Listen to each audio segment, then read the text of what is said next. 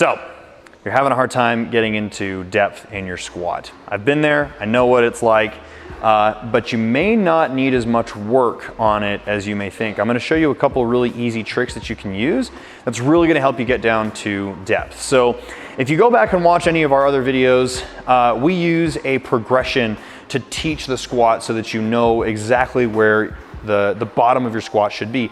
And it's a body weight position. So, the way that we teach it is the heels are shoulder width apart with the toes turned out about 30 degrees. And then from here, I'm going to sit back and bend over and then use my elbows to push my knees out. Okay, so this is the bottom position of my squat, and it should look exactly like this when I have a barbell on my back.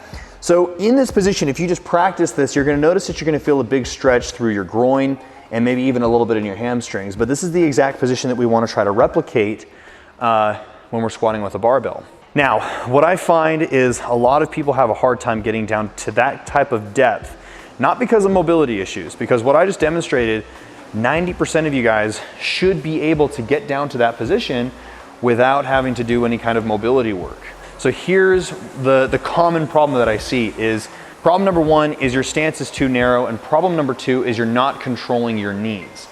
So both of those problems together, if your stance is too narrow and you're not controlling your knees, what's gonna happen is, if you take a look at this from the side, if I squat down, I'm gonna hit a block.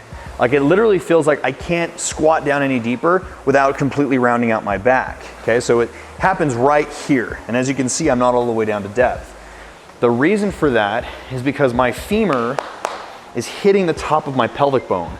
And literally, I physically can't get any more clearance because my femur is hitting the top of the pelvic bone.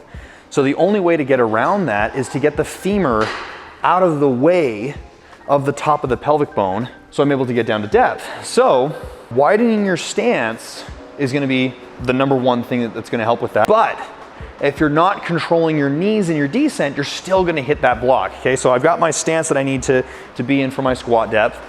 But if I still don't control my knees, I'm still gonna hit that block.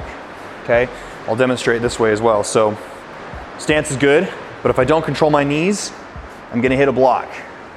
Okay, so take a look at my knees, take a look at my toes. As you descend into your squat, we wanna think about pushing the knees out, okay?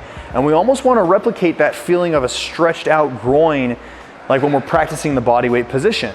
So if my toes are turned out 30 degrees, I should try to get my knees to match that same angle. So I'm actually going to squat down and push my knees out, and then all of a sudden I have clearance. Heels, shoulder width apart, 30-degree turnout, controlling my knees, pushing my knees out to the sides, and I'm able to hit depth, no problem.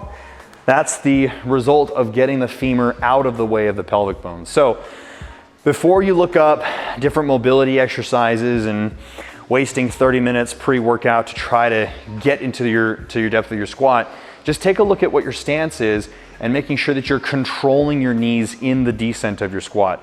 9 times out of 10, that fixes the problem. So give that a shot, share it with somebody who's having an issue getting down to depth, and we'll see you in the next one.